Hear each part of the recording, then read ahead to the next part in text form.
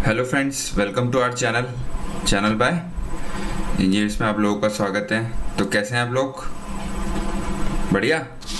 चलो, मैं मान के चलता हूँ आप लोग बढ़िया होंगे। तो अपन क्या पढ़ रहे थे? क्लास 9 का चैप्टर नंबर 7 ट्राइंगल्स। उसकी अपन ने थ्योरम नंबर 1 और 2 कर लिया था। और जैसे कि मैंने आपको लास्ट क्लास में बताया था कि अपन 2 का आज डेरिवेशन भी देखेंगे। तो आज अपन क्या करेंगे, थ्योरम नंबर 2 का डेरिवेशन देखेंगे और अपन थ्योरम नंबर 3 कंप्लीट करेंगे। ठीक है। तो कौन सी क्लास है आज अपनी? आज अपनी 3rd क्लास है। ठीक है। चलो, अब अपने टॉपिक पे आते हैं।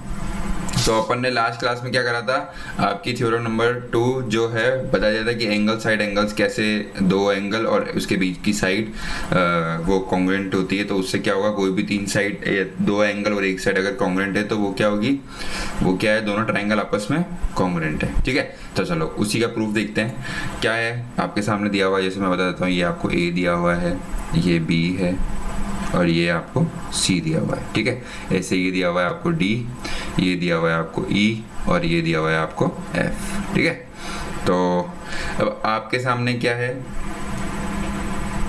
क्या क्या गिवन है मैं आपको बता देता हूँ। जैसे अपन ने मान लिया कि ये वाला एंगल के इक्वल है और ये वाली साइड के इक्वल है और ये वाला एंगल जो है वो इस एंगल के इक्वल है। ठीक है। तो ये एंगल इसके एंगल के इक्वल है। ठीक है। तो मैंने यहाँ लिख दिया angle B equals to angle E है और जो ये बी सी साइड है वो ई एफ के इक्वल है और एंगल सी जो है एंगल एफ के इक्वल है। ठीक है। और अपने को ये सब गिवन है एक तरह से। ठीक है। मतलब एंगल साइड एंगल है ना अपने को, मतलब एंगल साइड एंगल का अपन प्रूफ देख रहे हैं। तो अपन ये मान के चलते हैं कि ये साइड और ये एंगल आपके इक्वल है। ठीक है। तो अपने को प्रूफ क्या करना है, अपने को प्रूफ करना है कि भाई ये वाला ट्राइंगल और ये वाला ट्राइंगल आपस में क्या है, कॉन्ग्रुएंट है। तो triangle A B C is congruent to angle triangle D E F. ठीक है। ये प्रूफ करना है। ठीक है। अपन इसमें क्या करेंगे, 2 केस लेके चलेंगे। अपन देखते हैं, अभी मैं आपको आगे बताता हूँ। केस नंबर 1 अपन मान के चलते हैं कि ए सी जो है ये वाली साइड है जो इस साइड के इक्वल है। ये अपन ने एज्यूम कर लिया। ठीक है। और अपने को गिवन है ही ये एंगल सी एंगल एफ के इक्वल है। अपने को पता है एंगल सी जो है एंगल एफ के इक्वल है और अपने को पता है बी सी साइड जो है वो ई एफ साइड के इक्वल है। ठीक है। तो ये क्या हो गया आपका साइड एंगल साइड। ठीक है। साइड एंगल साइड हो गया। तो अपन साइड एंगल साइड प्रॉपर्टी, ये आपकी यहाँ पे क्या हो गई, साइड एंगल साइड वाली प्रॉपर्टी होगी। By side angle side 2 side हो गई और 1 एंगल हो गया। ठीक है। तो अपन ने क्या बोल दिया, ये ट्राइंगल ए बी सी है जो कि कॉन्ग्रुएंट है angle triangle D E F के। तो ये तो अपन ने नॉर्मली प्रूफ कर दिया। ठीक है। फर्स्ट केस में क्या माना कि ए सी साइड जो है वो डी एफ के इक्वल है। जब ये दोनों साइड आपस में इक्वल होगी तो ये एंगल अपने को गिवन है ही इक्वल है और ये वाली साइड आपको गिवन है ही कि इक्वल है। तो ये साइड एंगल साइड से क्या हो गया, प्रूफ हो गया कि ये ट्राइंगल दोनों आपस में कॉन्ग्रुएंट है। ठीक है। चलो अब दूसरा केस देखते हैं। दूसरा केस क्या देखते हैं, दूसरा केस बोल रहा है ये जो ए सी है वो डी एफ क्या है, दोनों आपस में इक्वल नहीं है। जब दोनों इक्वल नहीं होंगे तो उस केस में क्या होगा देखते हैं। मैंने क्या किया, यहां से एक लाइन खींची कोई भी। ठीक है। वेट ए मिनट, इसको मैं अच्छा सा बना देता हूं।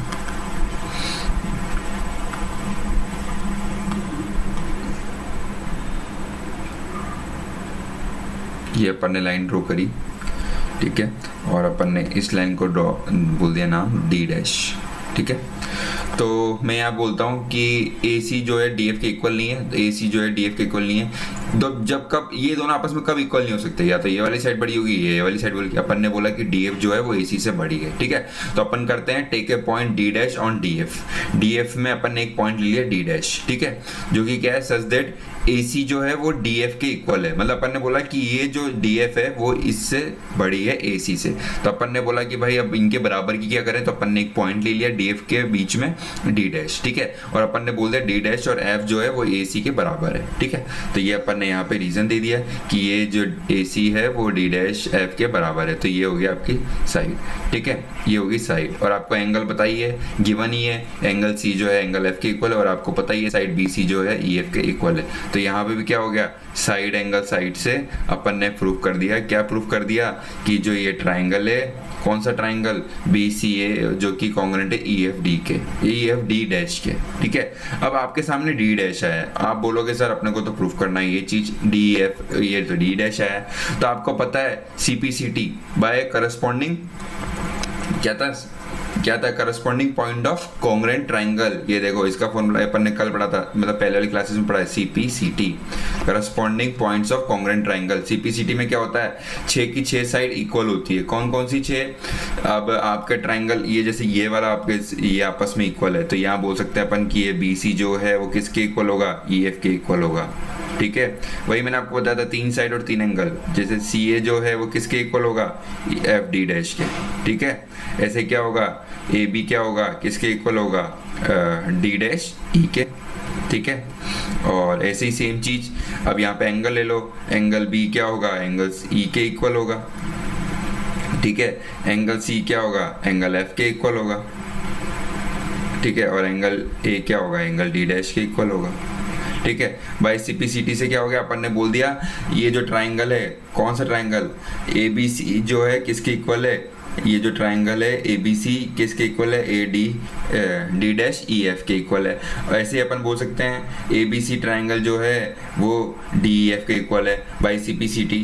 ठीक है, सेम चीज यहाँ पे लिख दो आप, भले ही यहाँ पे आपके सामने लिख सकता हूँ, ये लिखा हुआ है आपके सामने। ठीक है, तो अपन ने क्या बोल दिया, D और D डैश क्या कोइंसाइड कर रहे हैं, मतलब एक ही ट्राइंगल में ये, तो ये भी इक्वल है, ये भी इक्वल है, तो दोनों आपस में इक्वल हो गए, तो ये कोइंसाइड कर रहे हैं। तो अपन ये बोल सकते हैं कि हाँ, कि ये जो ये ABC है वो DEF के कॉन्ग्रुएंट है। ठीक है, समझ में आ गया आप लोगों को, बाय CPCT मतलब आपको लिख देना है बस कि बाय CPCT यहाँ तक प्रूफ करना है, उसके बाद आपको लिख देना बाय CPCT ये दोनों ट्राइंगल आपस में इक्वल है और कॉन्ग्रुएंट है, और ये जो D और D डैश है वो कोइंसाइड कर रहे हैं। ठीक है, समझ में आ गया आपको इसका प्रूफ, सीधा सीधा कुछ नहीं बताया आपको, बताया एंगल साइड एंगल में दो एंगल्स इक्वल होते हैं, साइड इक्वल होती है। अपन ने ऐसे प्रूफ कर दिया ये वाली चीज, ये ट्राइंगल दोनों आपस में कॉन्ग्रुएंट है। अब जब आप एक प्रूफ कर दिया कॉन्ग्रुएंट है तो कोई सी भी साइड है वो सब आपस में इक्वल है, तो आप बोल सकते हो एंगल साइड एंगल आपस में इक्वल है। ये आपका सेकेंड नंबर का थ्योरम हो गया। थर्ड नंबर की थ्योरम पे चलते हैं। थर्ड नंबर की थ्योरम क्या है आपकी, एंगल साइड। ठीक है, अब ध्यान रखना,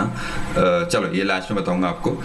ये आपका थर्ड नंबर की थ्योरम बोलती है एंगल साइड। एंगल से क्या पता लग पा रहा है, दो एंगल और एक साइड। ठीक है, तो क्या यहाँ पे क्या थ्योरम रखा है, if two angles and any side of the triangle are equal to corresponding angles then the side of the another triangle then two triangles are congruent. मतलब वही सेम चीज, दो ट्राइंगल दिए हुए हैं आपके सामने। ठीक है, दो ट्राइंगल दिए हुए हैं, इसके दो एंगल दे रखे हैं और एक साइड दे रखी है, वो मैं आपको यहाँ बता देता हूँ। ये मान लो D, ये मान लो E और ये मान लो आप F। ठीक है, ये मान लो कि आपको क्या दे रखा है, ये आपको दे रखा है 90 डिग्री, ऐसा ये भी आपको क्या दे रखा है 90 डिग्री,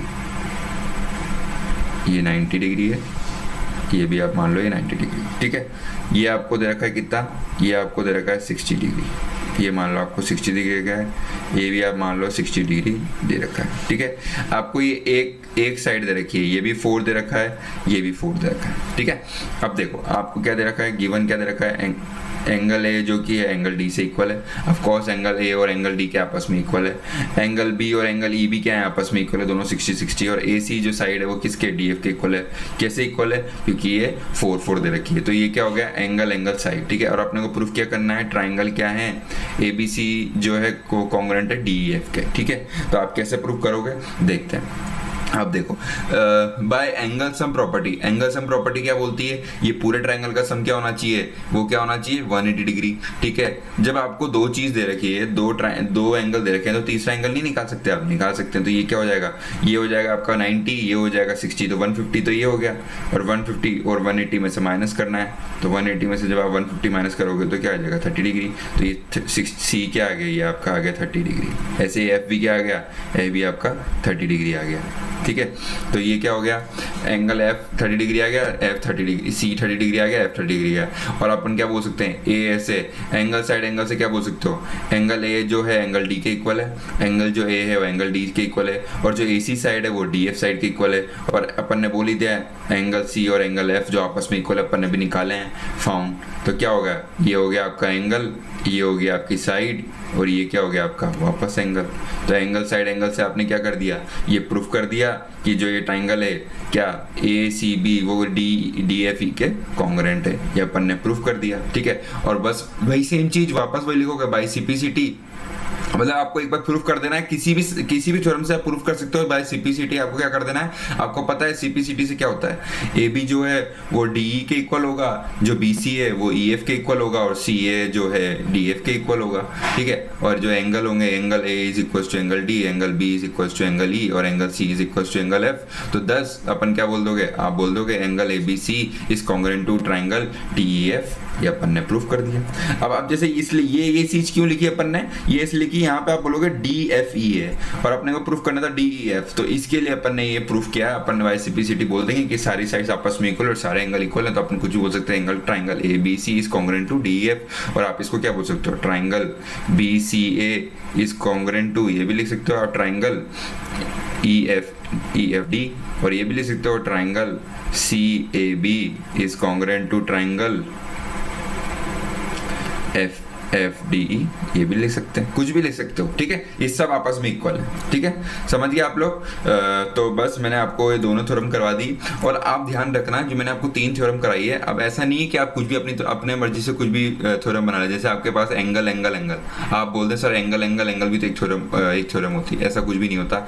आपके सामने मैंने ये ट्राइंगल बनाया, ठीक है, ऐसे मैंने आपके सामने एक ट्राइंगल बना दिया, ठीक है, ठीक है, और ये आपके सामने मान लो कि ये 90 डिग्री है, ये भी 90 डिग्री है, ठीक है।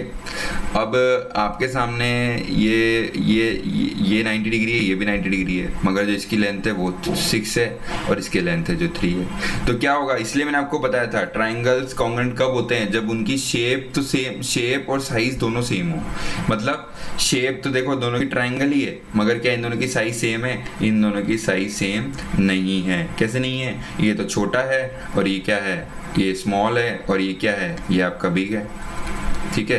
तो हर समय ध्यान रखना, अगर ये साइज छोटी, अगर ये साइज छोटी है तो आप यहाँ पे ऐसे नहीं बोल सकते एंगल एंगल है, तो ये आपको क्या बोलोगे, एंगल साइड एंगल, या फिर ये बोल सकते हैं ये साइड छोटी है, अगर ये वाली आपस में इक्वल हुई, ये वाली आपस में इक्वल हुई, तो आप क्या बोल सकते हो, एंगल साइड एंगल या एंगल एंगल साइड, जो कि अपन पढ़ ही रहे हैं। तो आप अपनी मर्जी से कुछ भी मत बनाना, ठीक है। चलो समझ में आ गया आपको, चलो आपको समझ में आ गया। चलो अपन आप क्या करेंगे, कल अपनी एक्सरसाइज क्या करेंगे, 7.1 खत्म करेंगे, या फिर अपन ऐसा, या तो अपन ऐसा कर लेते हैं कि एक बार में तो आपको सारी ये 5 की 5 थ्योरम पढ़ा देता हूँ, उसके बाद अपन क्या करेंगे, एक साथ एक्सरसाइज कर लेंगे, ठीक है। तो अपन आज यही खत्म करते हैं। मैंने ये थ्योरम आज को आपको धीरे धीरे करके इसलिए पढ़ा रहा हूँ ताकि आपको ज़्यादा लोड फील ना हो, ठीक है।